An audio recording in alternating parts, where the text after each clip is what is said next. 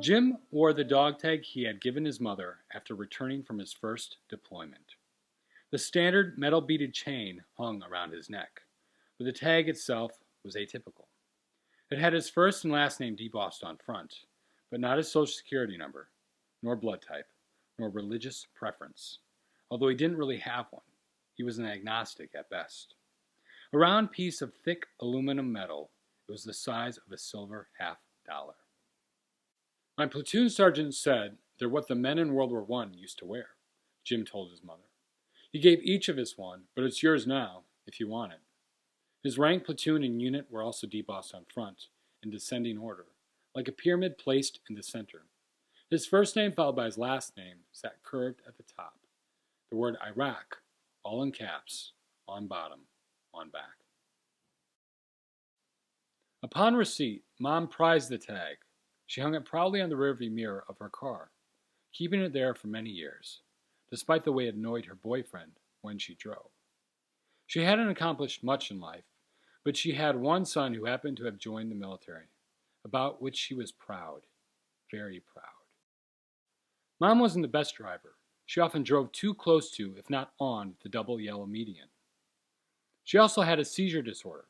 It wasn't her fault, however.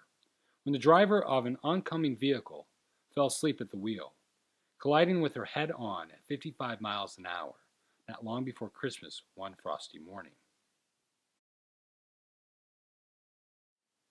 That's what the police concluded, at least. The other driver was returning home from work, while Jim's mother was driving to her new job.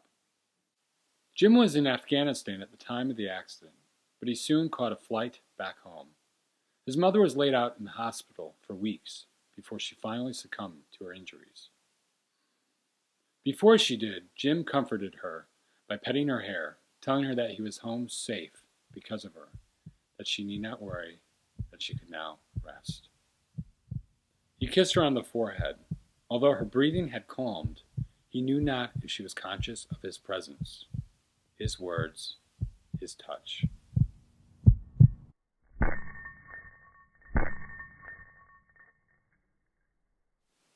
Jim found the dog tag when he helped his mom's boyfriend clean out the wreck of a car his mother had driven. According to the boyfriend, it was on the rearview mirror up until the time of the accident. Jim found it and the mirror on the floor of the car, drenched in transmission fluid. After washing the dirt and gunk off, Jim put the chain over his head around his neck. The tag stayed there, on his chest, up until his Humvee got torn apart, months later, by a roadside bomb.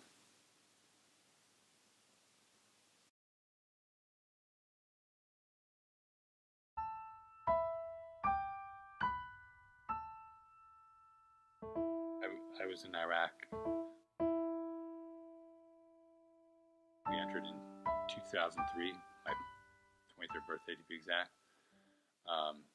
I didn't start keeping a personal journal until 2004. But yeah, so I would write haikus, like a little coping mechanism. Well, it actually started with your writing workshop, because you have a focus on an object piece. It's writing. Look, it's very personal for people. I was a kid, actually. Yeah, I remember I wanted to write a novel about, like, you ever see the movie Piranha?